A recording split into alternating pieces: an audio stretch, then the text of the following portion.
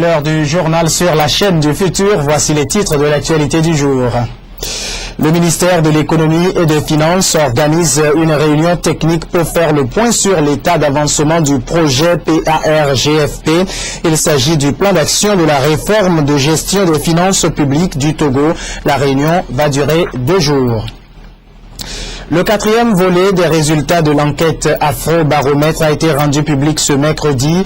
Les questions de genre, notamment les grands écarts d'opinion liés au genre au Togo et la place de la femme dans l'opinion des Togolais, c'est ce qui a fait l'objet de ces enquêtes menées par les chercheurs du CROP. Nous recevons dans cette édition Hervé Akinocho. Il est chargé de la recherche du Centre de recherche et de sondage d'opinion CROP.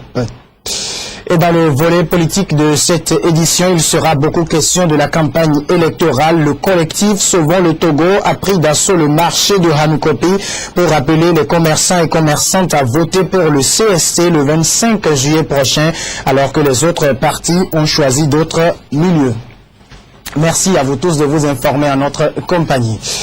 Après 6 mois d'exécution, le plan d'action de la réforme de la gestion des finances publiques du Togo est en phase d'évaluation.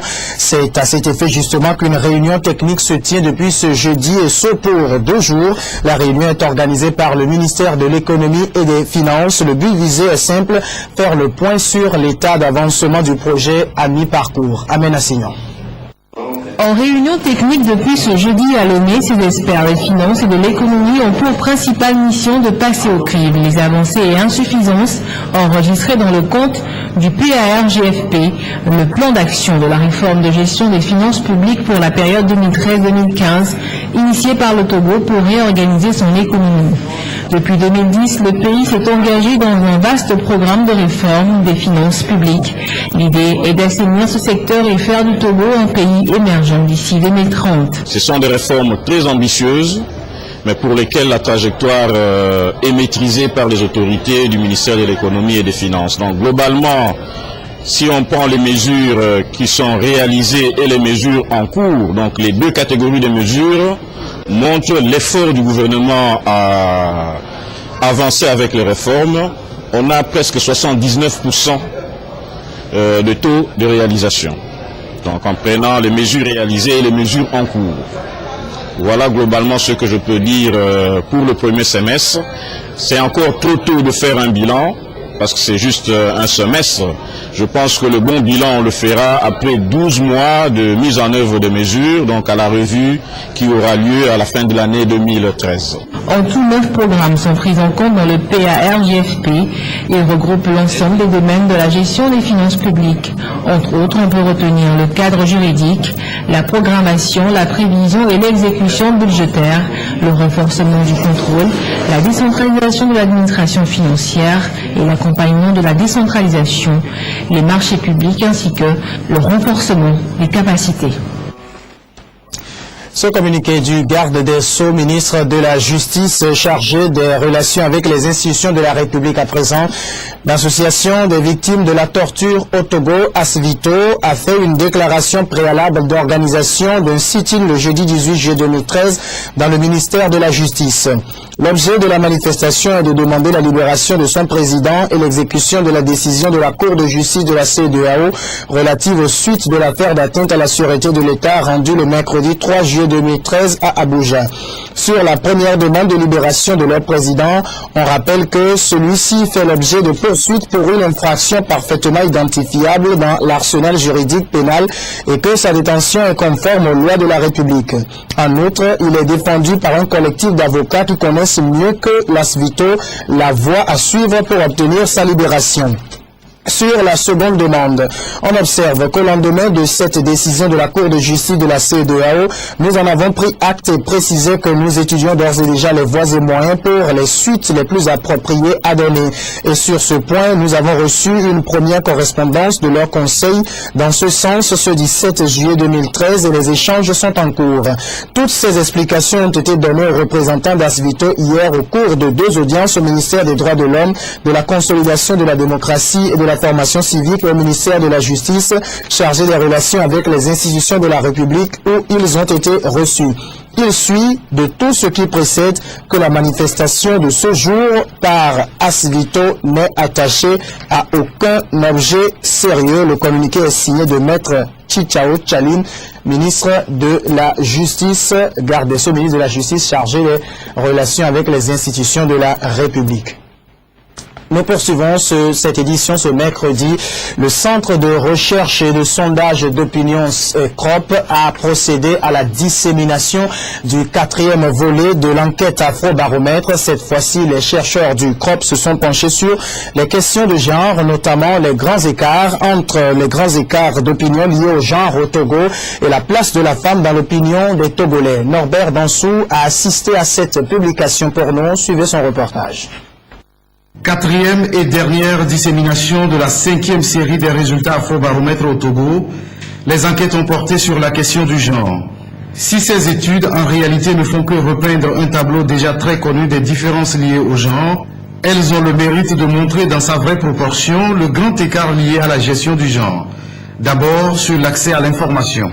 Quand nous regardons l'accès à l'information, nous nous rendons compte que il y a 13% d'hommes qui disent ne jamais écouter la radio, contre 26% de femmes. Donc vous vous rendez compte que c'est le double des femmes qui, par rapport à la proportion des hommes, qui n'écoutent pas, qui n'accèdent pas à l'information. Puis sur l'intérêt des femmes aux affaires publiques et en termes d'engagement. Quand nous regardons les intérêts pour les affaires publiques, on a 61% des femmes qui disent ne pas être intéressées par cela, contre 44% des hommes. L'engagement citoyen révèle également un tel écart.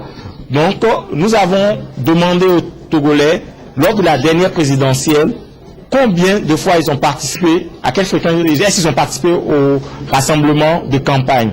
Et de la même manière, les femmes ont beaucoup moins participé au rassemblement de campagne que les hommes. Enfin, cette 4e dissémination planche également sur la place de la femme dans l'opinion publique en termes de perception aussi bien en matière d'égalité entre hommes et femmes que de la scolarisation différentielle en passant par la réalité du leadership féminin. Massivement, les Togolais se prononcent pour l'égalité entre hommes et femmes.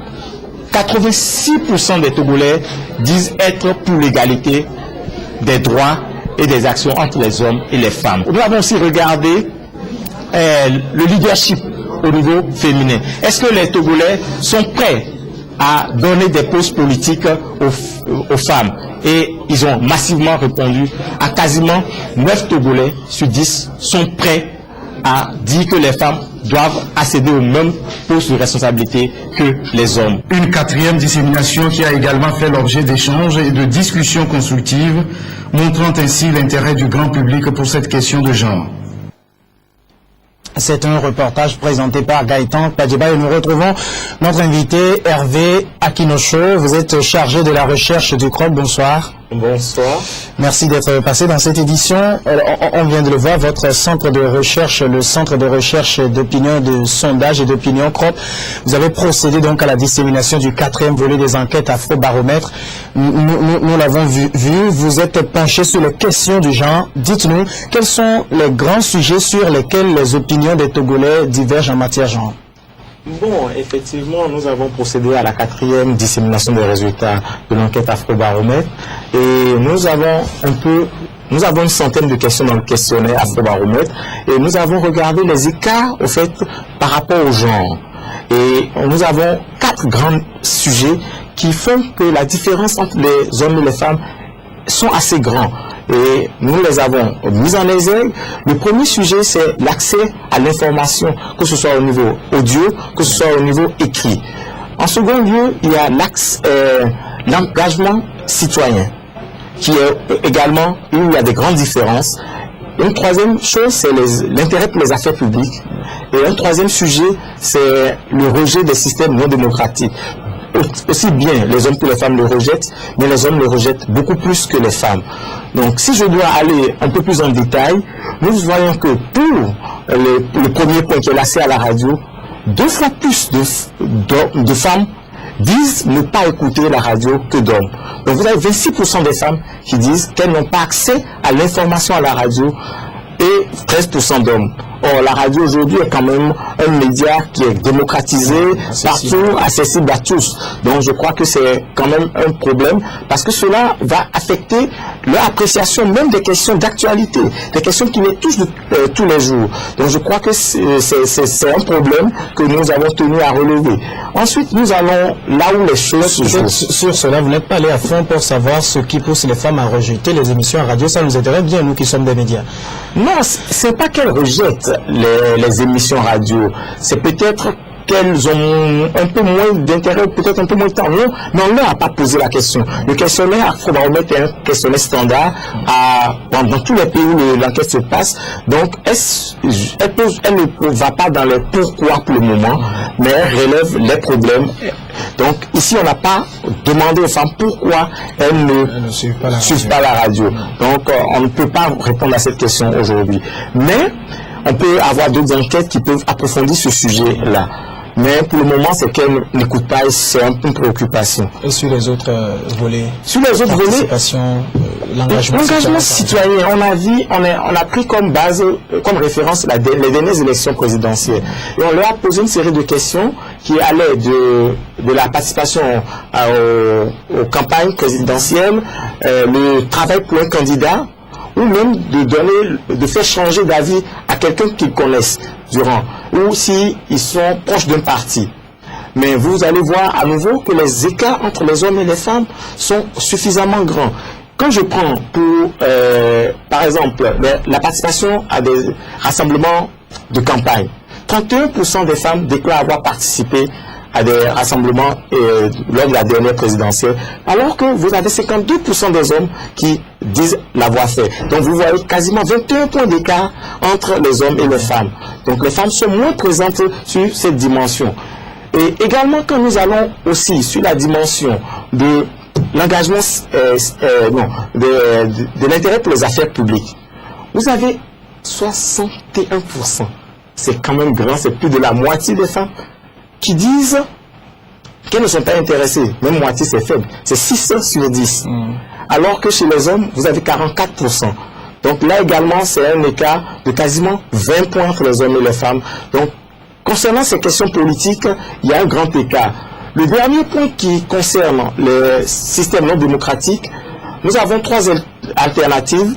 Un parti unique, les militaires prennent le pouvoir, où un homme fort est au pouvoir. Et vous vous rendez compte au fait que tout le monde rejette, mais les femmes rejettent moins ces systèmes que les hommes. Les femmes, par exemple, le système du parti unique, le rejettent à 73%, tandis que les hommes le rejettent à 89%. Donc il y a une... Est-ce qu'on peut avoir une idée de la situation de l'égalité entre les hommes et les femmes au Togo, très rapidement?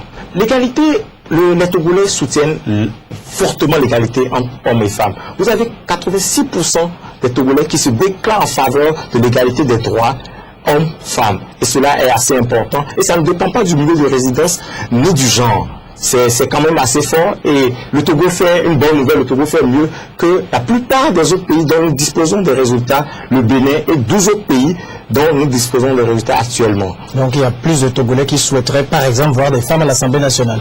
Effectivement, nous n'avons pas demandé directement si ils souhaiteraient voir des femmes à l'Assemblée, mais on a demandé au fait si ils étaient prêts à ce que les femmes occupent plus de postes politiques. Que une autre alternative qui disait que les hommes faisaient mieux que les femmes et qu'ils devaient rester dans cette position. Mais 87%, même un peu plus, donc quasiment 9 Togolais sur 10, nous disent qu'au fait qu'ils sont pour le leadership féminin. Donc ils seront heureux et vont soutenir les femmes qui vont se présenter à l'Assemblée. Et si des femmes sont élues, je crois qu'elles seront soutenues par cela. Merci monsieur Hervé Akinocho, vous êtes chargé de la recherche du CROP. Merci d'être passé dans cette édition. Merci monsieur. Et votre mot de fin est une belle perche que vous nous donnez pour passer à l'actualité de la campagne électorale. Nous ouvrons cette page de la campagne avec le collectif Sauvons le Togo. Le CST a pris d'assaut le marché de Hanoukope ce matin. Le collectif Sauvons le Togo est allé à la rencontre d'une foule monstre. Le message a été le même, inviter ces personnes à donner leur voix au CST le 25 juillet prochain. La mobilisation des militants du collectif Second le Togo dans les rues de Lomé qui tend la route d'une caravane. Une caravane qui n'a duré que le temps de sa destination, le marché de Hankopi. À la tête de ces militants, Robert Olympio, candidat sur la liste IST de Lomé commune. Il est allé à la rencontre des commerçants et commerçantes du marché pour délivrer un message qui se résume au changement. La mobilisation est là, le constat est fait. Il ne reste qu'à avoir la victoire des urnes. Le changement vient des urnes et ne viendrait que des urnes. Nous voulons ce changement dans la paix pour un Togo nouveau, un Togo prospère, un Togo bon à vivre pour tous les citoyens. Cette descente au marché de Rankopé a été l'occasion pour les militants d'inciter les commerçants à voter la liste CST. Ils donnent d'ailleurs quelques raisons qui motivent leur... Toutes nos excuses pour cette petite panne technique. Du côté de la convergence patriotique panafricaine CPP, on a choisi d'aller dans la préfecture de Vaud, Akoumapé et Vaughan. Ce sont les deux localités visitées par les candidats CPP conduits par Francis Sekon. La liste CPP a invité les populations de ces deux milieux à leur faire confiance. Francis Sekon, le président national de la Convergence patriotique panafricaine CPP, est allé ce jeudi soutenir ses candidats dans la circonscription électorale de Vaud. Deux milieux sont essentiellement visités. Ici, à Akoumapé, malgré une pluie qui s'est abattue, la population est sortie pour écouter le message de ce parti politique. À Vaughan, les yeux de Francis Sekon sont tournés vers la jeunesse pour l'œuvre de demain. Après un accueil chaleureux, le message est délivré. Nous disons que si nous arrivons au Parlement, nous ferons en sorte que le gouvernement jette un regard sur cet endroit de la zone minière où il est facile de faire du développement en mettant en place des structures qui peuvent aider les villageois à se développer. Les responsables de la CPP comptent sur cette jeunesse pour une alternance dans la paix et la sérénité. Alternance qui permettrait à ce d'avoir un développement accéléré de ce milieu. Nous avons répété à cette jeunesse, regardez toute cette jeunesse brillante. Nous lui avons dit, attention, l'État ne sera pas capable de vous donner du travail. Donc, vous avez intérêt à ce que des investisseurs arrivent dans notre pays en vous comportant comme vous vous comportez maintenant. En mettant le feu au poumon dans les rues, en faisant croire au monde que le Togo est en insurrection, aucun investisseur ne viendra. Et si aucun investisseur ne vient, le chômage continuera à augmenter dans notre pays. Francis Sekon invite ces jeunes à contribuer à l'apaisement social, surtout en cette période électorale, et les appelle à voter massivement le coq le 25 juillet prochain. C'était Apolline Baki. Restons dans la préfecture de Vaud avec l'Union pour la République qui était dans la liste Unir Vaud, était donc dans cette préfecture devant les populations ce mercredi dans la commune de Vaughan, une rencontre avec les populations avec à la clé des promesses d'emploi pour les jeunes, de développement des activités génératrices de revenus, d'accès à l'eau et à l'électricité et j'en passe. Roger Meillan. Victoire Tonéda Dobé et les siens à la quête de la victoire dans la préfecture de Vaud. Dans la commune de Vaughan, mercredi, la colombe aux 4 lettres unie a plané sur une foule remplie d'une ambiance de grand jour. Une foule venue prendre connaissance du programme d'action de la liste Unir Vaud. Développement, c'est le maître mot. C'est d'abord l'emploi pour les jeunes. Nous avons beaucoup de jeunes diplômés qui n'ont pas de travail. Nous avons nos mamans qui veulent développer des activités génératrices de revenus, mais qui n'ont pas les moyens. Les infrastructures sociales de base, comme des bâtiments scolaires, les cases de santé, l'eau potable, l'électrification des villages. Voilà les besoins qui sont exprimés par les communautés. Et quand nous faisons le porte-à-porte, nous recueillons ces besoins, ces attentes. Mais nous les rassurons parce que nous avons commencé le travail. Et nous disons que c'est ensemble avec eux que nous allons poursuivre le grand chantier que nous avons. Pour les femmes et les jeunes, premiers concernés, le choix est sûr. Moi, je veux voter Uni car je suis fier avec eux. Moi, c'est Uni, je vote pour Uni, à jamais. Ok? Les candidats ont également entretenu la population sur la non-violence, véritable arme de tout développement social. Nous engageons les femmes, les jeunes, les hommes de tout bord et de tout village à s'unir, à se mobiliser pour que nous puissions ensemble construire notre préfecture. Nous avons commencé. Il y a du travail à faire. Le chantier est vaste. Nous avons besoin des fils et des filles de la préfecture.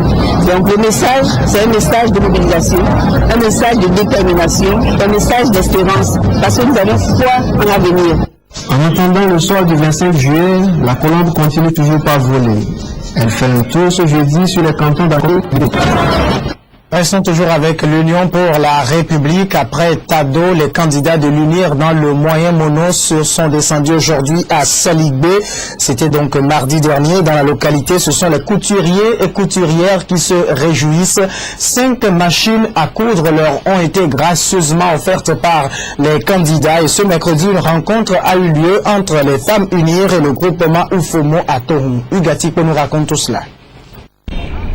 Saligbe, localité située à 23 km de Tours, a été l'épicentre le mardi 7 juillet du meeting électoral du parti Union pour la République UNIR.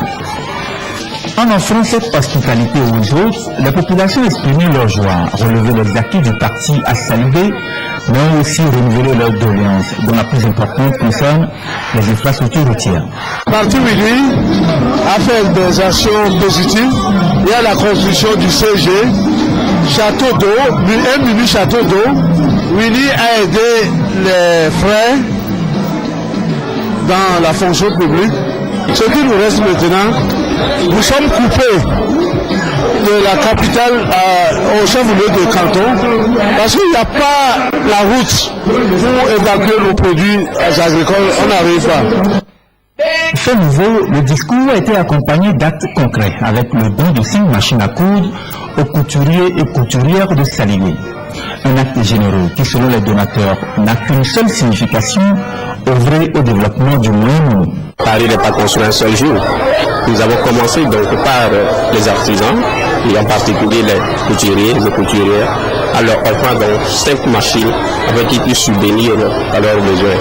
Car ils se sont bien débrouillés pour avoir un métier à la main, autant les aider donc à côté. Et le choix de ce candidat, c'est dans l'optique d'amener une solution idoine donc à tous ces problèmes. Les forces vives de Saligbe se sont mobilisées pour écouter le message délivré par le candidat James Victor Sossou et ses colistiers. Le message a été visiblement entendu. Nous sommes très contents de recevoir nos candidats, les candidats de l'UNIR que nous attendons depuis et que nous voulons plébisciter le 25 juillet prochain. Dans la foulée de cette campagne électorale, une rencontre a eu lieu entre une délégation des femmes UNIR et le groupement de l'Union des femmes des fonctionnaires du moyen mono mercredi à Toulon. Des questions sur la promotion féminine, l'accès à l'éducation, au crédit et à la terre et la représentation plus active des femmes dans les secteurs de la vie socio-économique ont été abordées. Refermons ce journal avec l'artiste togolais de la chanson Kossi Apesson. Il célèbre 5 années de carrière.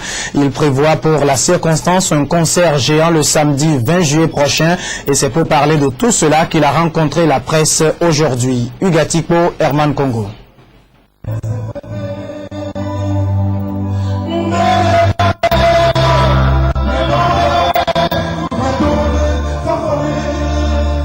C'est un avant-goût de ce que réserve l'artiste Kossi Apesson, le fils du terroir, qui se produit sur la scène du Palais des Congrès de Lomé le samedi 20 juillet 2013. Le grand concert live de Kossi Apesson va lui permettre de revisiter la panoplie de musique de sa discographie riche de 4 albums, dont le plus récent, le double album Hatché, Pouvoir et Wonigan, un hymne et une reconnaissance à Dieu.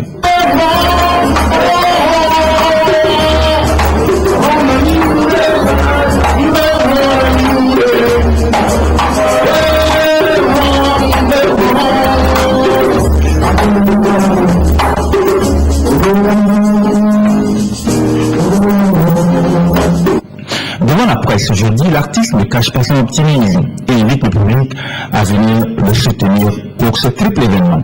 Je célèbre 3 choses à la fois, mon jour anniversaire, les 50 carrières et puis la célébration des doubles albums. Donc je demanderai aussi à tous ceux qui vont se déplacer d'être habillés en blanc.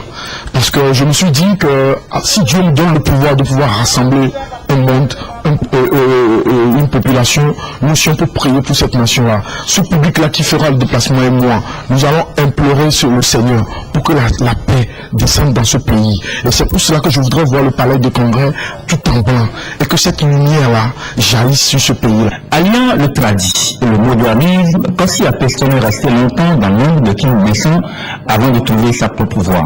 Le soutien de son parrain n'a pas de trop pour l'accompagner dans ce concert. Ça fait des années que Kossi Apeson a travaillé avec nous. Aujourd'hui, je veux que les gens viennent voir ce qu'on a préparé ensemble, ce qu'on a fait ensemble, qui est Kossi Apeson. Ce concert, ce n'est pas pour lui qui le fait, il fait ça pour moi. Quand même, quand un patron mécanicien, le jour, un de tes apprentis aussi a fini avec ses diplômes et puis il ouvre ton atelier, ce serait bien que tu sois à son côté, l'encourager. Après des minutes, le gars à talent, comme on dit, quoi. Pour moi, c'est une grande joie pour moi. Je serai là. Pour ça aussi, je dis à tous les gens qui aiment ce que je fais, aujourd'hui, je dis c'est pour eux, c'est eux qui m'ont poussé à devenir la personne que je suis aujourd'hui. C'est eux, en même temps, automatiquement, c'est eux qui ont aussi poussé Kossi Apeson. Donc, je le dis, je les invite tous de venir encourager Kossi Apeson. Il a besoin encore de conseils. Mais ces conseils ne viennent pas seulement de moi, ça vient aussi de ce public-là, de mon public, de son public. L'artiste promet une prestation de 2h30 minutes avec la participation de ceux qui ont réalisé des collaborations sur ces albums, mais aussi des artistes surprises. C'est un concert qui marquera l'apothéose des festivités marquant la célébration des 5 ans de carrière de Kossi Apeson.